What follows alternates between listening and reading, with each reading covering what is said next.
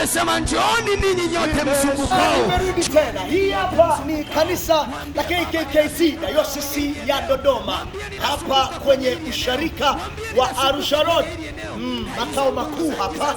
Nimekuja tena. Leo ni siku ya 3 ya semina yetu ambayo inatembea katika nguvu isiyo ya kawaida katika kuhakikisha kwamba Yesu anahudumia maisha ya watu. Sasa leo nataka nikujuze jambo moja.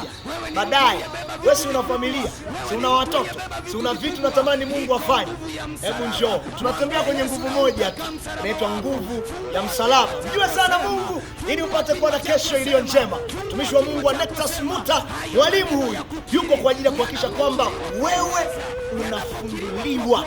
Nguvu ya msalaba unapata kuweza kuwekwa huru, alafu unaishi maisha yenye utulivu. Arusha Road bado tunakupenda. Kwa maana tumerudi leo tena kukwambia habari hizi. Kuanzia saa 10 kamili ianza sema mpaka saa 12. Leo ni siku ya 3 mpaka siku ya 8. Sipange kukosa. Mungu akubariki. Yani atieni mtu mpya.